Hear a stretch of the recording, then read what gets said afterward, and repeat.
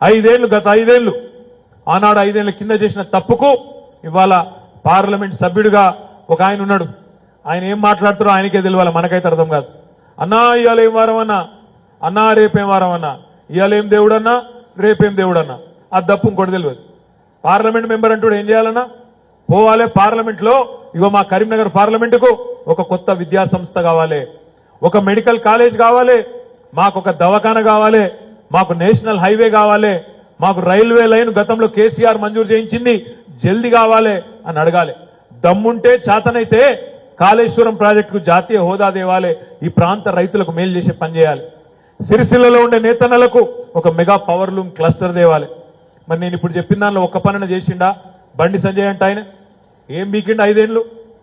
ఏమీ లేదు. ఏమన్నా మాట్లాడితే నువ్వు హిందువా ముస్లింవా, హిందువా ముస్లిమా, మసీదా మందిరా, ఏం మాట్లాడినా గదే తప్ప ఇంకోటి రాదు.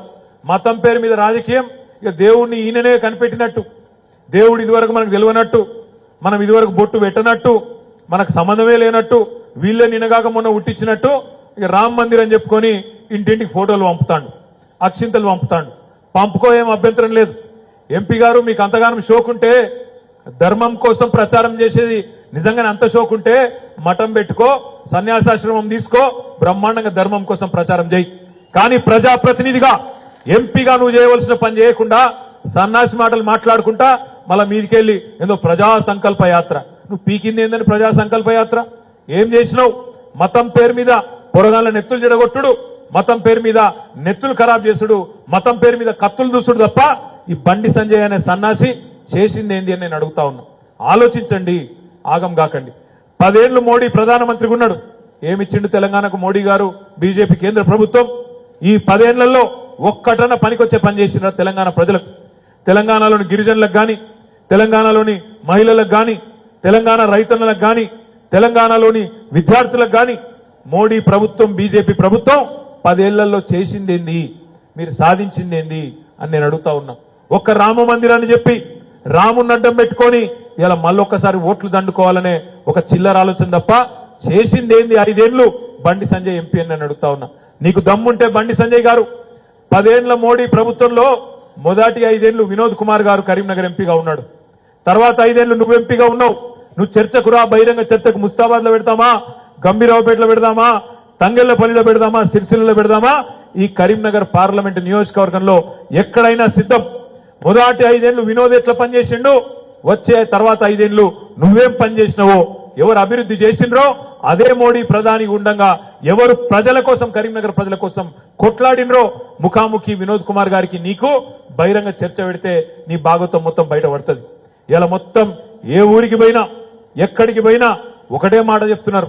ఆయనను ఎప్పుడు చూడలేదన్నా మేము, ఈ బండి సంజయ్ అంటే ఆయనను ఏదో టీవీలో చూసినాం, పేపర్లో చూసినాం తప్ప ఎన్నడు రాలే, ఎన్నడు కనబడలే అని చెప్తున్నారు. మరి పోనీ మనిషి కనబడలేదు, పోనీ ఏమైనా అభివృద్ధి చేసిండా ముస్తాబాద్లో?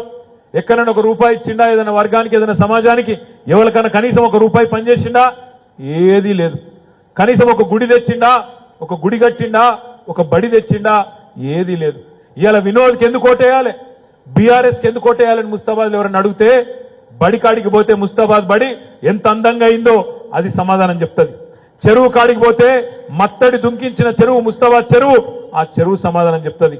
ముస్తాబాద్ మండలంలో ఏ గ్రామానికి పోయినా మనం దవ్వించిన కాలువలు సమాధానం చెప్తాయి. ఇట్లా చెప్తూ పోతే ఎన్నో పనులు, బ్రహ్మాండమైన డెవలప్మెంట్, బ్రహ్మాండమైన రోడ్లు, బ్రహ్మాండమైన మీడియన్లు, బ్రహ్మాండంగా గ్రామ గ్రామాన మనం కట్టిన పల్లె ప్రకృతి వనాలు, మనం కట్టిన డంపింగ్ యార్డులు, నర్సరీలు, 1-2 కాదు, ప్రతి గ్రామంలో మనం చేసిన పని.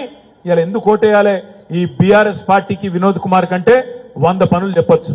ఎందుకు ఓటేయాలి బండి సంజయ్ కంటే ఏం చెప్తావు? ఏమీ లేదు, మేమేమే బెబ్బెబ్బే. ఒకటే తెలుసు ఆయనకు, ఏదన్నా చేసి పిల్లలు నెత్తి నిండా మతం పేరు మీద విషయం నింపాలి, ఆ మతం పేరు మీద రాజకీయం చెప్పాలి, చెయ్యాలి, 4 ఓట్లు దండుకోవాలి, అవతల పడాలి.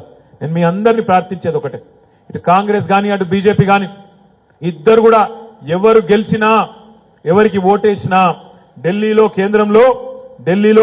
కేంద్రంలో ఆనాడు మనం చూసినాం, వీళ్ళిద్దరు ఎవరు గెలిచినా మాట్లాడరు.